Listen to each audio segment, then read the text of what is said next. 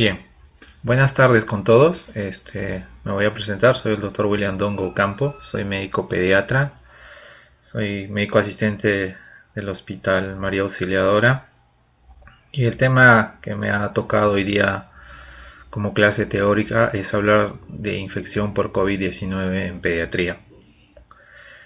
Eh, bueno, los conceptos, los datos, todo se ha venido actualizando y vamos a tratar de hablar de lo último que se sabe y de los datos que se tienen actualmente. Bueno, ya sabemos que en enero, en enero del 2020 ya se aísla al nuevo coronavirus, ya, y se le da su denominación, y en marzo se declara la pandemia por COVID-19. ¿Qué podemos hablar como epidemiología en la edad pediátrica? Representa el 18% del total de casos acumulados actualmente, ¿no? Esos son los datos que tenemos. Probablemente hay una subestimación dada la cantidad de casos asintomáticos o no informados que existen en el mundo, ¿no? Recuerden que en la edad pediátrica, la edad pediátrica durante la pandemia fue la que estuvo más aislada y los adultos solo fueron los que estuvieron saliendo, ¿no? Probablemente haya una subestimación sobre los casos. En febrero del 2022 aproximadamente ya el 75% de los niños eran seropositivos, es decir, ya habían tenido contacto con COVID-19, ¿ya? Y aproximadamente un tercio de estas seroconversiones ocurrieron entre diciembre del 2021 y febrero del 2022. Justamente con la aparición de la variante Omicron es donde la edad pediátrica entra en más contacto con COVID-19 y es por sus características del Omicron, por su alta contagiosidad, es que el grupo pediátrico empieza a contagiarse en forma más escalonada en relación a las otras variantes.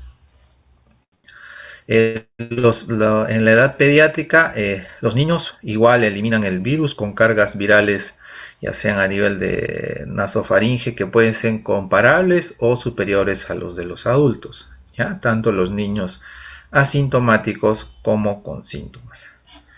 Dentro de la distribución de la edad que se ha podido determinar, se ha visto que de 0 a 4 años se encuentran el 20% de los casos, entre 5 a 11 el 38% de los casos, de 12 a 15 años el 26.3% y de 16 a 17 años el 15.4%.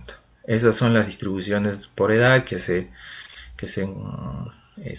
identifican actualmente. La hospitalización de los niños en pediatría ha variado a lo largo de la pandemia, ¿ya? Al inicio de enero del 2021 hubo una pequeña alza en cuanto a las hospitalizaciones. En septiembre del 2021 con la aparición de la variante Delta y en enero del 2022 con la aparición de la variante Omicron. Con estas dos variantes afectaron tanto a la edad adulta como a la edad pediátrica. Actualmente, la mayor incidencia de pacientes en edad pediátrica hospitalizados se encuentran en los pacientes no vacunados o aquellos que no han completado su esquema de vacunación, ¿no? Por ejemplo, acá en algunas series de casos, la razón principal de la hospitalización fue la ausencia de vacunas, ¿ya? De 70 a 41%, es decir, los no vacunados se hospitalizaban en un 70% y los vacunados en un 41%. Igual, en relación a las vacunas, los no vacunados requirieron, el 30% requirió cuidados intensivos y el 16% de los vacunados requirieron cuidados intensivos, ¿no? Entonces la vacuna actualmente la no vacunación es un factor de riesgo para hospitalización. La tasa de mortalidad está dada más o menos entre 0.17 por cada 100.000 habitantes. La transmisión va a ser de persona a persona. El principal medio de transmisión va a ser a través de las secreciones respiratorias, ¿ya? También se ha detectado material genético de SARS-CoV-2 en muestras no respiratorias como heces, sangre, secreciones oculares y semen, ¿no? Actualmente esta cantidad de material genético o estas muestras con presencia de SARS-CoV-2 parecen no tienen el potencial de infección, ¿ya? Es decir, no contagian. Cuando uno se contagia más, se ha visto que los contagios son 2 días antes y 1 día después de los inicios de los síntomas. Es el periodo de mayor contagiosidad según los estudios. La detección prolongada de ARN viral no indica una infección prolongada. Es decir, nosotros podemos estar teniendo, o los niños pueden estar teniendo, pruebas positivas por muchas semanas y esto no significa que el paciente siga infectado. El riesgo de transmisión depende de la exposición. Si nosotros estamos expuestos en un lugar donde hay brotes de COVID-19 y no tenemos protección, pues probablemente vamos a tener mayores posibilidades de infectarnos, ¿no? Entonces la transmisión va a depender de la exposición y de las medidas de protección que uno asuma. La transmisión puede ser asintomática o presintomática o sintomática, ¿ya? En cualquiera de los estadios los niños siguen contaminando. La contaminación ambiental en superficies contaminadas. ¿Qué quiere decir esto? Antes se asumía que en todas las superficies podíamos encontrar COVID-19, ¿no? Actualmente los lugares donde se puede asumir que hay contaminación ambiental, es decir, por superficies, son en los lugares donde existe alta incidencia de SARS-CoV-2, por ejemplo, los hospitales. En esos lugares sí habría que tener cuidados con las superficies contaminadas. Hablando un poquito del virus, es un virus de tipo ARN, pertenece a los beta coronavirus, del mismo subgénero que el virus del síndrome respiratorio agudo severo del SARS. Tiene una similar secuencia a los de los coronavirus del murciélago, ¿ya? Hasta ahora no se sabe si los murciélagos podrían ser la fuente principal de transmisión o los monos, o no se sabe mediante qué mecanismo todavía nos hemos podido contagiar. Dentro de su estructura posee 4 proteínas estructurales, dentro de la más importante, la S o la spike. Las otras proteínas también son importantes, pero esta es la que más vamos a hablar ahora. Entonces, el SARS-CoV-2 tiene esta proteína S. Esta proteína S se va a unir a los receptores de las membranas, ¿ya? A los AC2 o los EK2 que se encuentran en las superficies de diferentes tejidos. Hoy día vamos a hablar un poquito de los mecanismos o de los mecanismos que más se están aceptando como fisiopatología. El SARS-CoV-2, a través de su proteína S, se adhiere a los receptores EK2.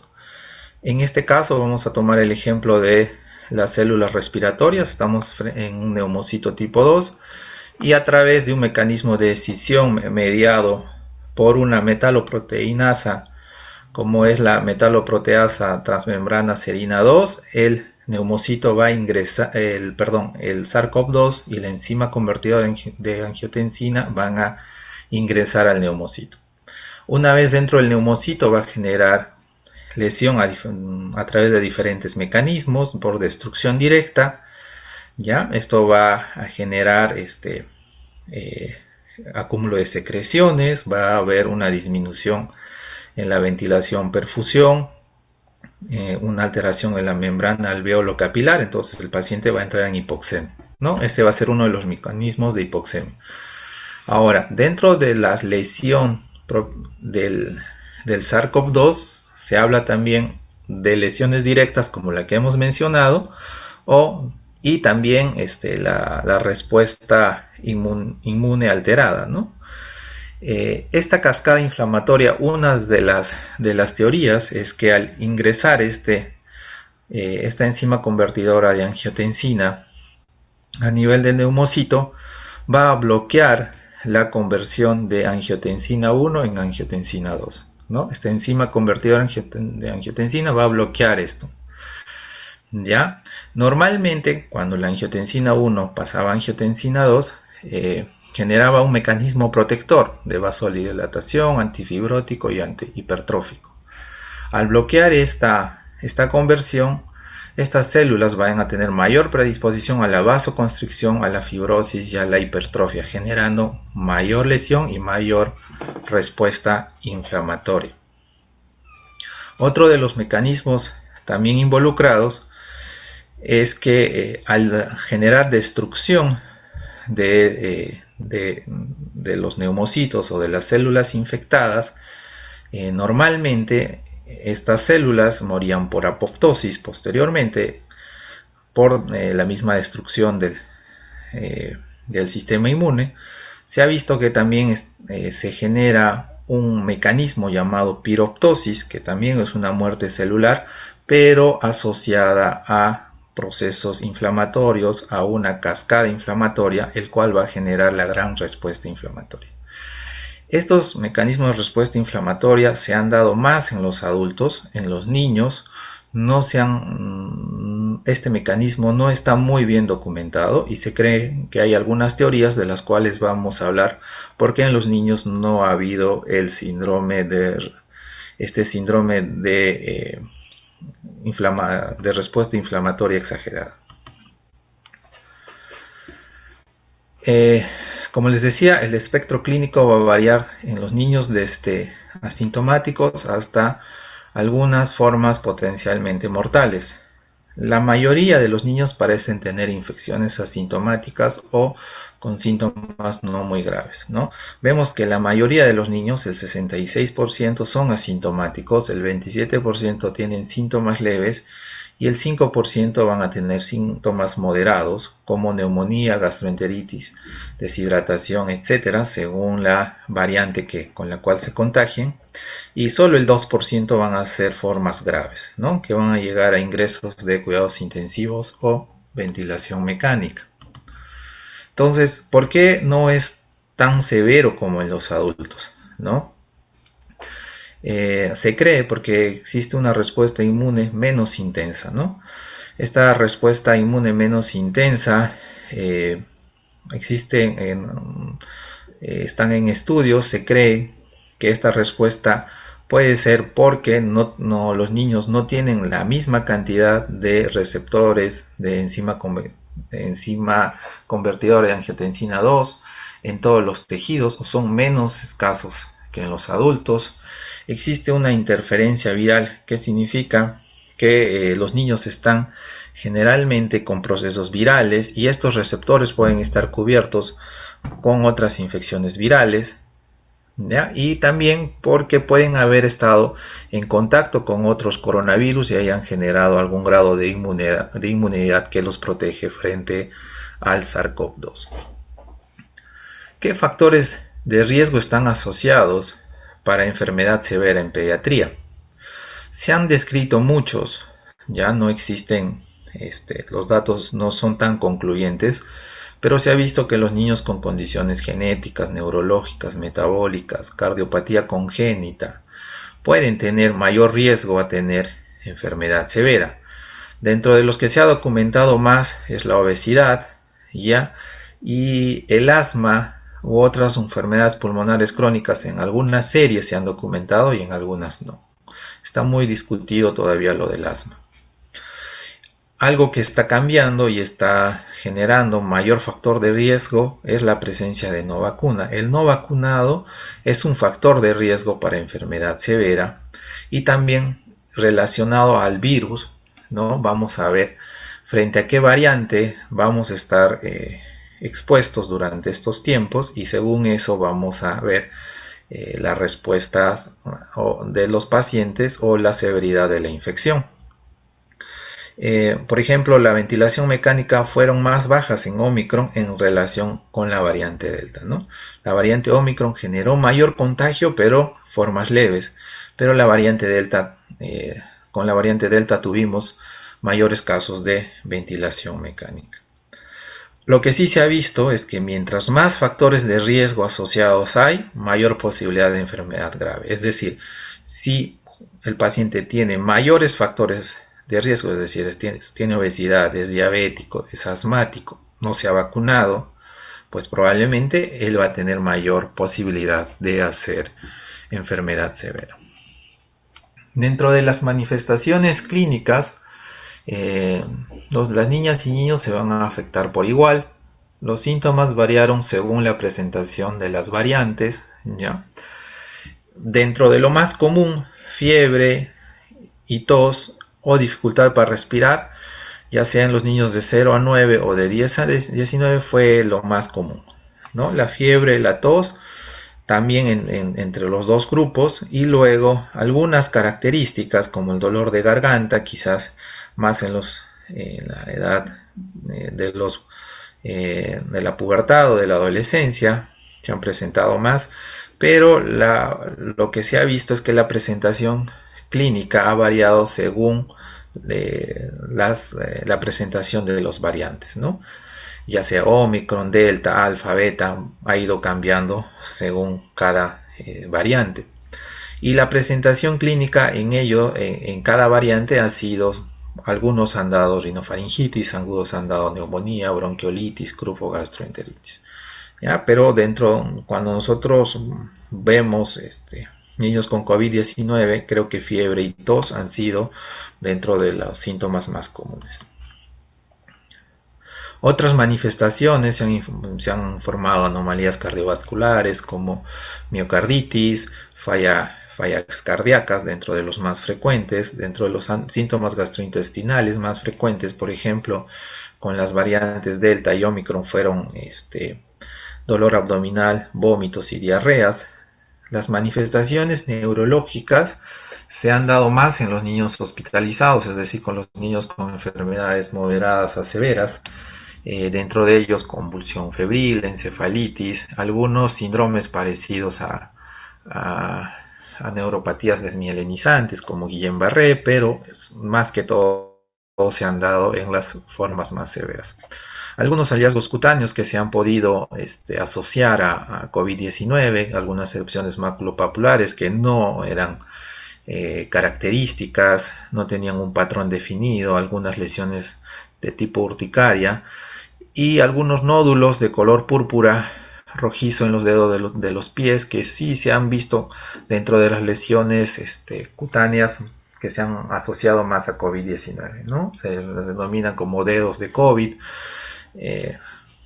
dentro de la literatura.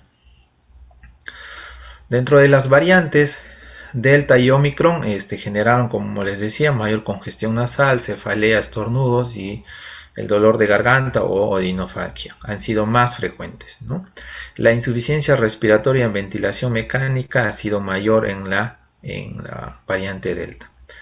En los niños menores de 12 meses se han asociado algunos otros síntomas como dificultad para alimentarse, fiebre sin un origen evidente, intususcepción, bronquiolitis, apnea, ¿no? A veces dentro de nuestra experiencia, por ejemplo, muchos niños se han hospitalizado como fiebre sin un foco aparente y terminaron siendo COVID-19, sobre todo en esta edad.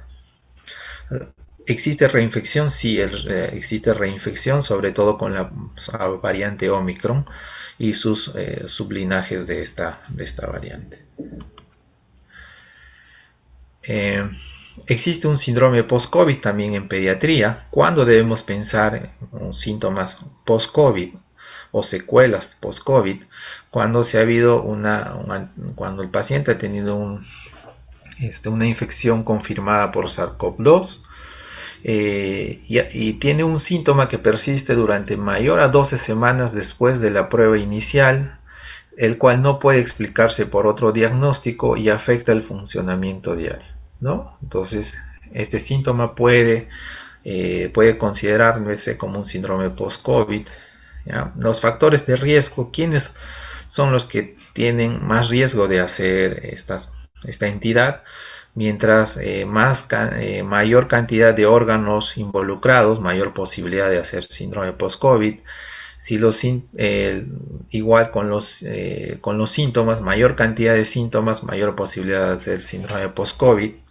La falta de vacunación y los niños con sobrepeso y obesidad.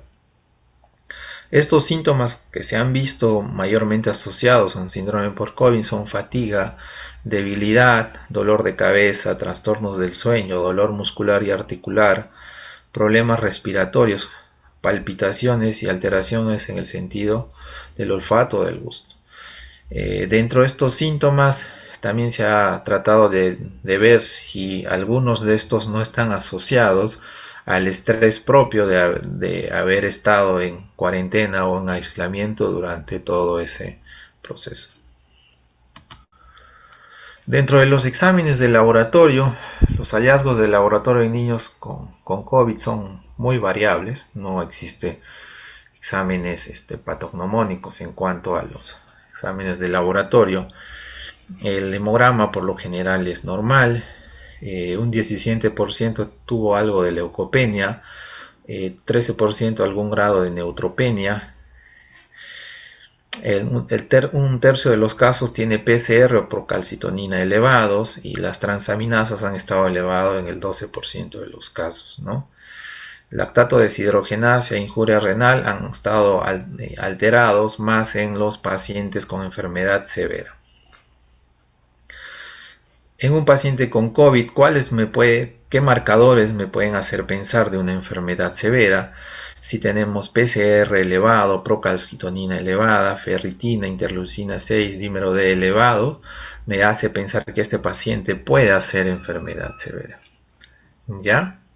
En las series de casos más grandes, la proteína C reactiva es la que ha estado más elevada, seguida de la ferritina sérica, dímero D, es decir, todos los marcadores de fase aguda.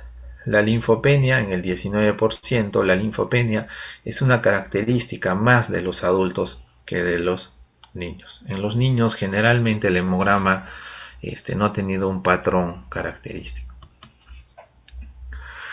Dentro de las pruebas diagnósticas, debemos realizar pruebas o evaluaciones de detección COVID-19 en niños que tienen síntomas compatibles con COVID-19 independientemente del estado de vacunación, la gravedad de los síntomas y el riesgo para enfermedad. Ya a todo paciente con sospecha se debería hacer examen.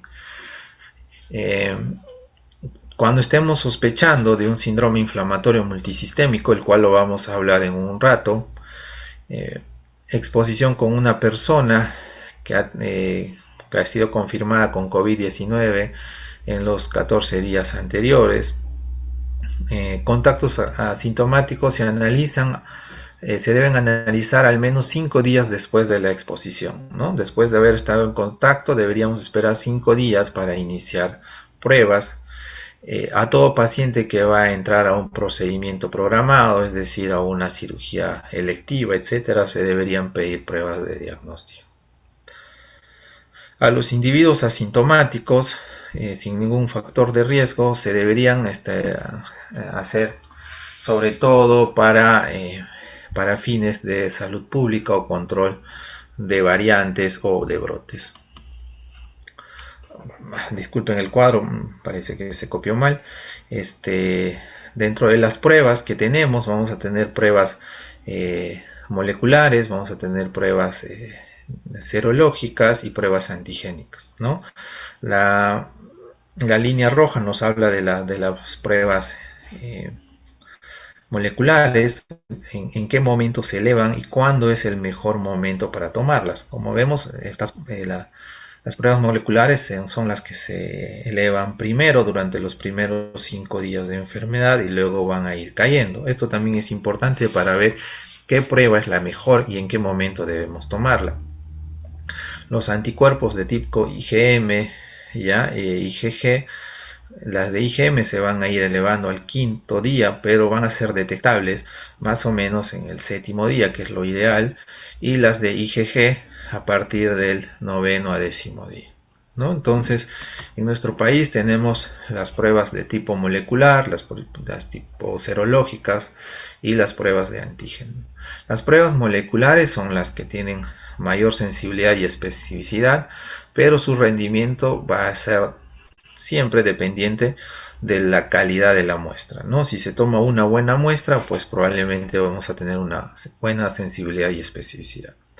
La detección de anticuerpos, bueno, la primera que llegó al país, ¿se acuerdan? Las de IgM y IgG. La sensibilidad y especificidad son muy variables, ¿ya? Y hay que ver en qué momento tomarlas, ¿ya? Como dice acá, los anticuerpos detectables suelen tardar varios días a semanas en desarrollarse, ¿ya? La IgG se desarrolla 14 días después de la aparición de los síntomas. En las pruebas de antígeno, la sensibilidad es máxima en individuos sintomáticos dentro de los 5 a 7 días posteriores al inicio de los síntomas, ¿ya? Entonces, al inicio, la mejor prueba siempre va a ser las pruebas moleculares, las pruebas antigénicas después al inicio y al final las pruebas serológicas.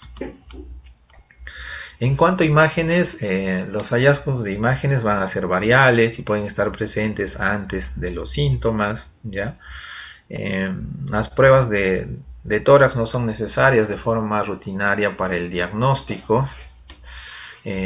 No existe tampoco un patrón claro en la edad pediátrica.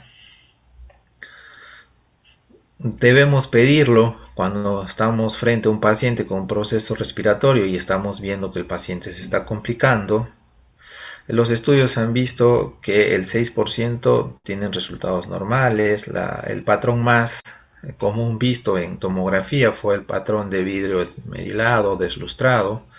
La consolidación solo en el 22%. ¿ya? Y no se informaron hallazgos típicos de otras infecciones virales, como por ejemplo atrapamiento aéreo, refuerzo de trama bronquial. No se han visto como en otros patrones, en otras infecciones virales. En cuanto a las variantes preocupantes, hemos visto que la última que hemos visto es Omicron, que se asoció con un aumento en las infecciones regionales. ¿ya? Esta variante tiene más de 30 mutaciones y se ha asociado con una mayor transmisibilidad. Evade la inmunidad humoral inducida por la infección previa y la vacuna, ¿ya? Actualmente los datos que se tienen sugieren que el riesgo de enfermedad grave con la infección por Omicron es menor que la de otras variantes. Tiene una mayor transmisibilidad, pero tiene dentro de las características es que es menos grave. La Delta fue la variante más prevalente antes de Omicron, es altamente transmisible también. Una de las características es que los niveles de ARN eran más altos o se encontraban mayor cantidad de virus al momento del diagnóstico y estos se mantenían por mucho más tiempo. Y esta se asocia a un mayor riesgo de enfermedad grave y hospitalización, ¿no? Esta variante fue la que se asoció a enfermedad más grave. En cuanto a la vacuna, su efectividad de la vacuna disminuye, es decir, la vacuna va a disminuir la infección o las formas leves, pero va a haber una alta protección contra la enfermedad grave.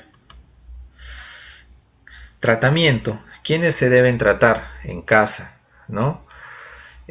Todos los niños con síntomas leves, ¿no? Todos los niños con síntomas leves deben tratarse en casa. ¿A quienes se consideran pacientes con síntomas leves? Aquellos que no tienen requerimiento de oxígeno suplementario o no ha aumentado el distrés o no presentan distrés. Enfermedad grave es aquel que presenta nuevo requerimiento de oxígeno o ha aumentado en relación al día anterior. Y enfermedad crítica es aquel que necesita nueva o mayor ventilación mecánica, invasiva o no invasiva, está presentando sepsis, falla multiorgánica o empeoramiento rápido de la trayectoria clínica. Entonces vamos a hablar de la enfermedad leve.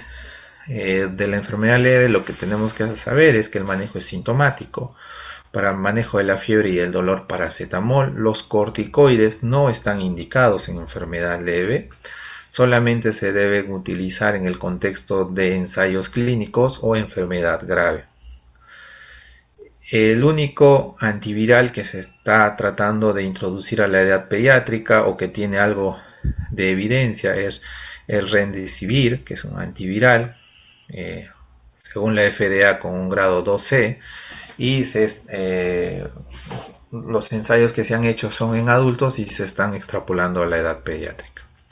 Los anticuerpos monoclonales aún están en estudio en la edad pediátrica. El riesgo de reinfección antes de Omicron, el riesgo de infección a corto plazo era bajo, ¿no? Es decir, podíamos tener inmunidad por 7-8 meses, ahora no, ¿ya? Con Omicron la reinfección es mayor.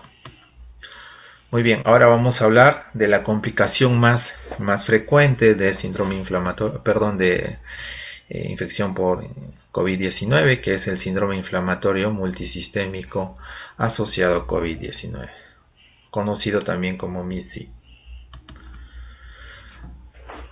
¿Cómo se empezó a reportar esta nueva entidad? Más o menos en abril del 2020 se describe por primera vez una probable relación entre un nuevo síndrome y la infección por SARS-CoV-2. Los primeros informes se dieron en el Reino Unido, pero en Italia se describió un aumento de 30 veces la incidencia mensual de casos de enfermedad de Kawasaki, ¿no? Entonces, vieron que después del inicio de la pandemia se empezó a aparecer un síndrome que se parecía mucho a la enfermedad de Kawasaki. Y la primera serie de casos se reporta en mayo del 2020 en Londres, con 8 niños. Entonces, ¿qué es el síndrome inflamatorio multisistémico? Dentro de los datos epidemiológicos aún son limitados y evolucionan a diario, no hay mucha información clara todavía.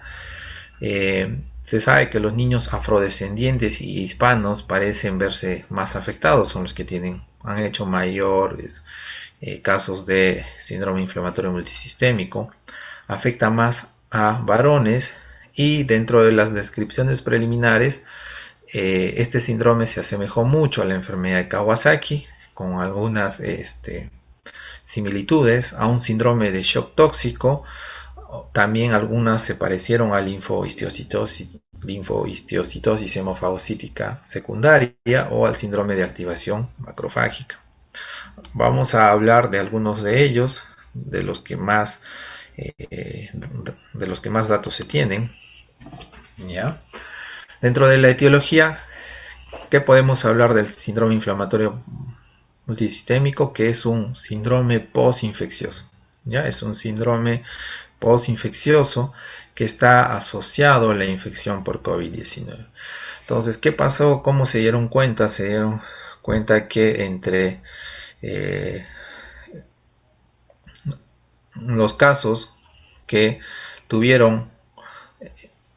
empezaron un brote de los casos, tuvieron el pico de los casos y entre 4 a 6 semanas después de este pico empezaron a presentar los casos de síndrome inflamatorio multisistémico. Entonces es una disregulación inmunológica 2 a 6 semanas posterior a la infección primaria, es decir, es un síndrome postinfeccioso. Posterior a la infección primaria se va a presentar este síndrome 2 a 6 semanas después de esta.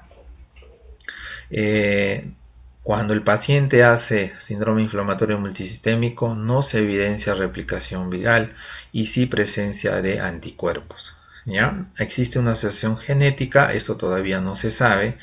Existen varios tipos de presentación como los que hemos visto anteriormente. Dentro de la fisiopatología aún está en discusión.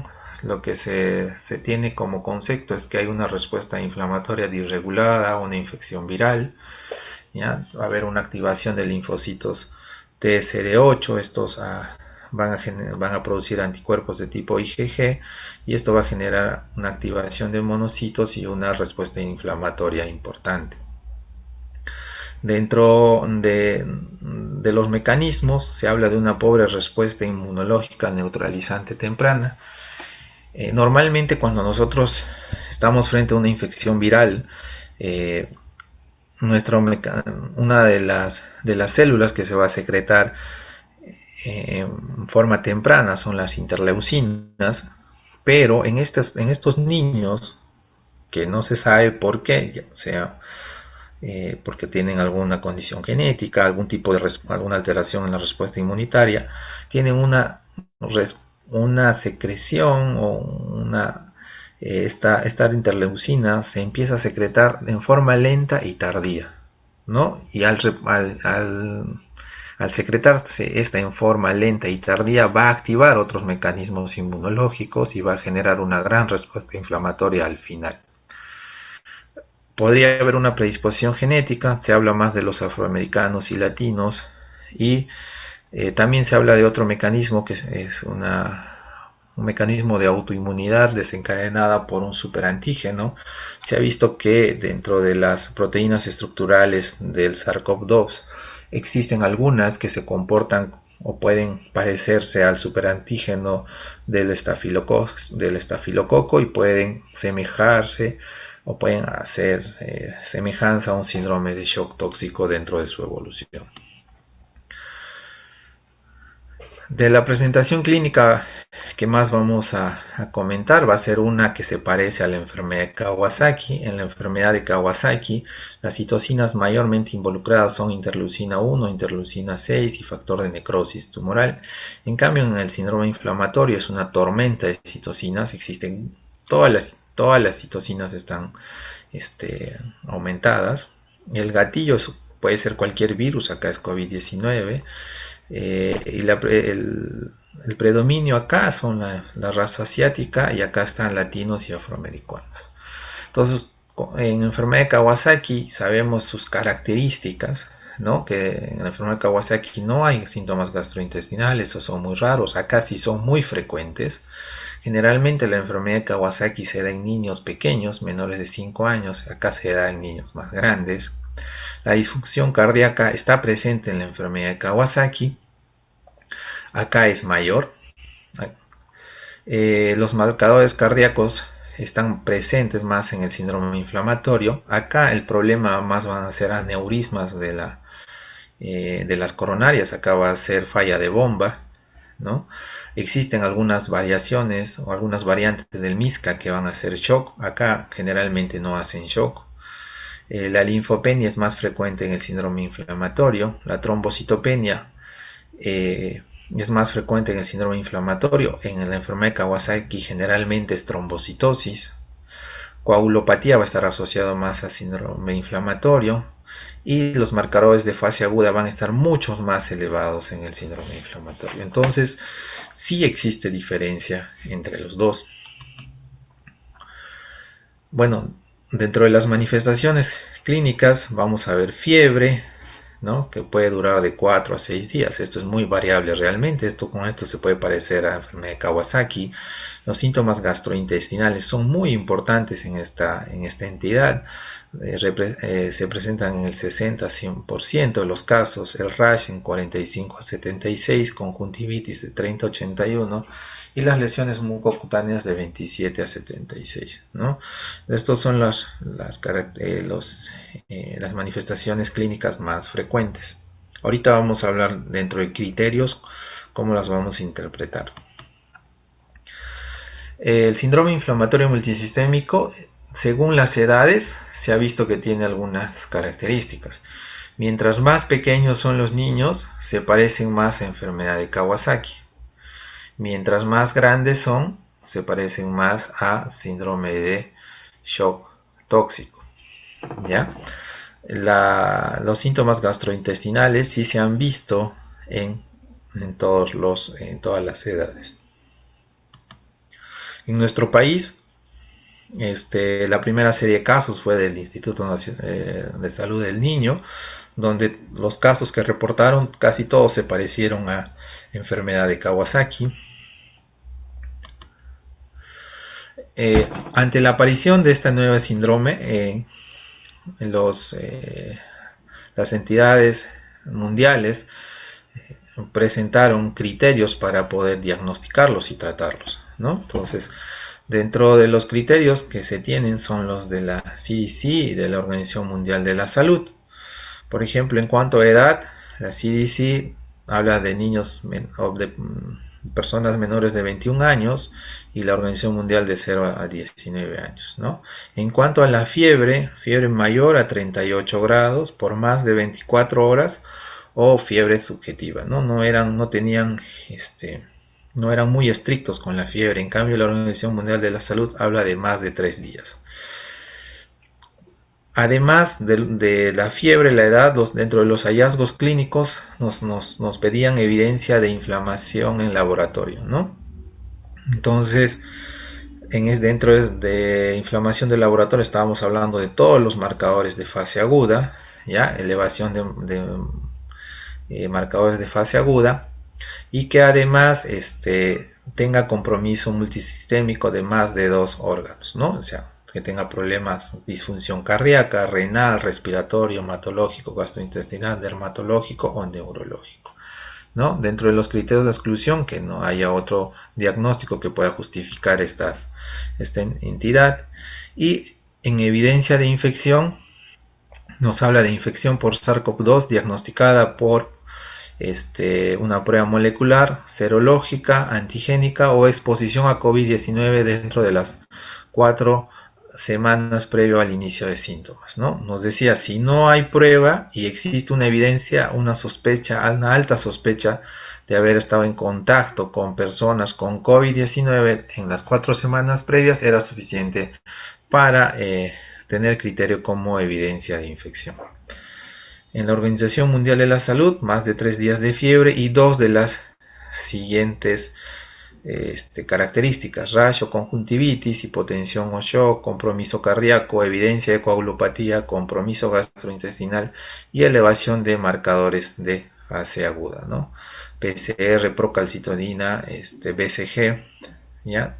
Criterios de exclusión, los criterios de exclusión más importantes: sepsis bacteriana, shock tóxico, estafilocócico o estreptocócico. Igual acá pueden ser pruebas de moleculares, antigénicas o serológicas, o que haya tenido contacto probable con pacientes con COVID-19 en estas semanas previas. Dentro de los exámenes de laboratorio para síndrome inflamatorio, los que tenían mayor alteración eran los reactantes de fase aguda. ¿Ya? Esos son en los que se ha visto mayor incremento en sus valores. La afectación cardiovascular, que es lo más importante que hay que tener en cuenta en esta enfermedad, dentro de lo que hay que buscar siempre es miocarditis, ¿ya? Es la manifestación cardíaca más común y es la principal causa de ingreso a UCI. Los marcadores como troponina, ProBNP se elevaron hasta en 77% de los casos. Otros hallazgos menos frecuentes fueron pericarditis, aneurismas de las arterias coronarias, ¿no? Al igual que en enfermedad de Kawasaki, pero acá lo que predomina es la miocarditis. A todo paciente con síndrome inflamatorio multisistémico se debe realizar un ecocardiograma. ¿Ya? Por más que sea leve, moderada o severa la enfermedad, se tiene que hacer ecocardiograma. ¿Cómo se trata? ¿Ya? Entonces, si tenemos un niño que ha tenido que está con síndrome inflamatorio multisistémico y el niño tiene shock o tiene alguna enfermedad que amenace otros órganos, la primera línea de tratamiento va a ser inmunoglobulina humana. ¿Ya? La inmunoglobulina humana se da a 2 gramos por kilo, además, y se agrega metilprednisolona 1 a 2 miligramos por kilo por día. Si el tratamiento no es refractario, no hay una buena evolución, se puede dar metilprednisolona o pulsos de metilprednisolona de 10 a 30 miligramos por kilo por día o altas dosis de anakinra. En nuestro país no hay anakinra, así que lo que se utiliza generalmente es pulsos de metilprednisolona. Si el paciente no está en shock, la primera línea de tratamiento es inmunoglobulina humana. Si el tratamiento es refractario, se puede dar metilprednisolona, pero ya no a dosis alta. Estos son dosis de pulsos. Acá se da dosis estándar de 1 a 2 miligramos por kilo por día o anakinra. En nuestro país también se han reportado, había un reporte del Hospital Rebagliati. En su tratamiento ellos también utilizaron inmunoglobulina humana. Al inicio utilizaron ivermectina, hidroxicloroquina, ya antibióticos, aspirina, cuando no se tenía todavía mucha evidencia. Bueno, eso sería todo en cuanto a COVID-19 en pediatría. Existen muchas otras entidades asociadas a COVID-19, pero hemos hablado del más importante y el que ha generado mayor preocupación y mortalidad en el mundo. No sé si tienen alguna pregunta. Doctor, yo tengo una pregunta. Sí, te escucho. En los casos severos en los que estaban mencionando anteriormente, en la que podía presentarse la alteración del olfato con fatiga y entre los otros síntomas, ¿esos han visto que se han mantenido a lo largo como en forma permanente o llegó a un punto en el que esos síntomas han bajado y hasta incluso se han recuperado a personas de edad? En cuanto al síndrome post-COVID, ¿te refieres? Sí, a ese mismo. Ajá, bueno, la- esos casos todavía están en seguimiento. Ya se ha visto en algunos casos que hay recuperaciones parciales. Ya todavía están en seguimiento estos casos. Algunos han tenido alguna mejoría y algunos no. Todavía no hay nada claro en cuanto a porcentajes sobre este tema, ¿no? Todavía mucha de la información que tenemos todavía está en estudio, pero dentro de lo que se reporta hay algunos que sí mejoraron y algunos no. No existe un porcentaje del cual yo te puedo decir, no, el 50% han ido bien y el 50% han ido mal. No, eso no se puede hablar todavía.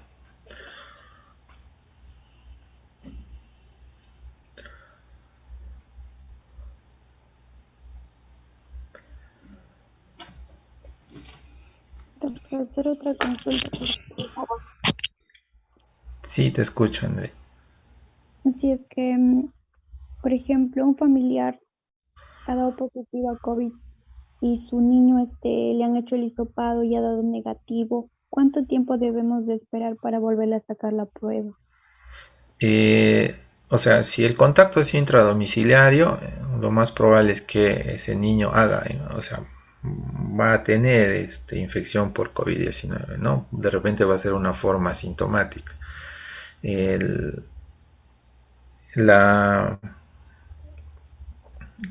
la prueba negativa no descarta la enfermedad, por más que sea molecular. Incluso la prueba molecular, si no se toma adecuadamente, si no se llega hasta el cornete medio, no se toma adecuadamente, sobre todo en niños, porque los niños no se dejan, a veces puede tenernos falsos negativos, ¿no? Pero si el contacto es intradomiciliario y está presentando síntomas, la prueba no descarta la enfermedad. Pero normalmente, como hemos visto, la prueba molecular entre el tercer cuarto día de síntomas ya es su pico y es el mejor momento para tomarlo.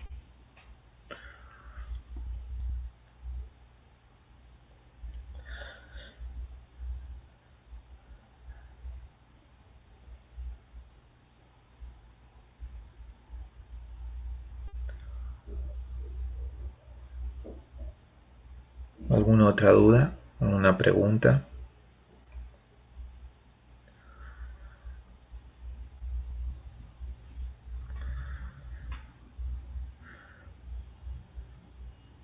No se olviden que síndrome inflamatorio multisistémico es un síndrome postinfeccioso, ¿no? Entonces el paciente ha debido estar con un proceso respiratorio de repente con prueba negativa, pero con con un tiempo entre 2 a 4 a 6 semanas previas al inicio de de estos nuevos síntomas. Entre estos síntomas lo más común es fiebre, síntomas gastrointestinales,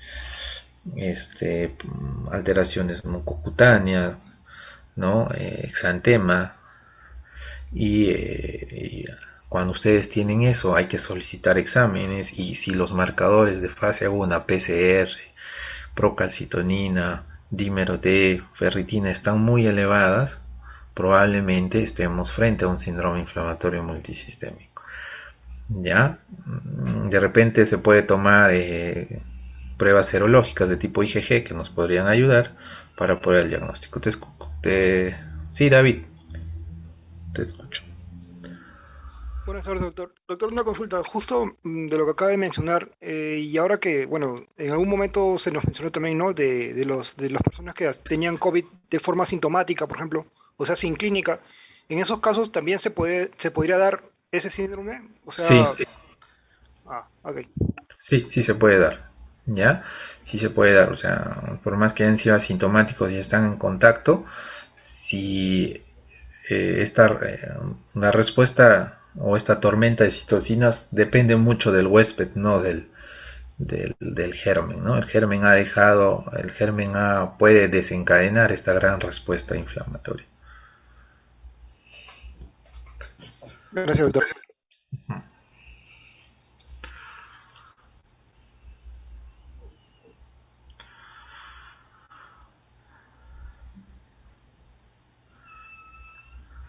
Muy bien, si no hay más preguntas, con eso terminamos la clase de hoy. Igual yo les voy a compartir la exposición para que la tengan para leer. Igual la grabación la voy a compartir el link para que si desean volverla a escuchar o tengan alguna duda, la puedan volver a revisar. De mi parte eso es todo. Muchas gracias con todos. Si no hay más preguntas, terminamos la clase de hoy. Muchas gracias, doctor. Buen día. Buenas tardes, gracias.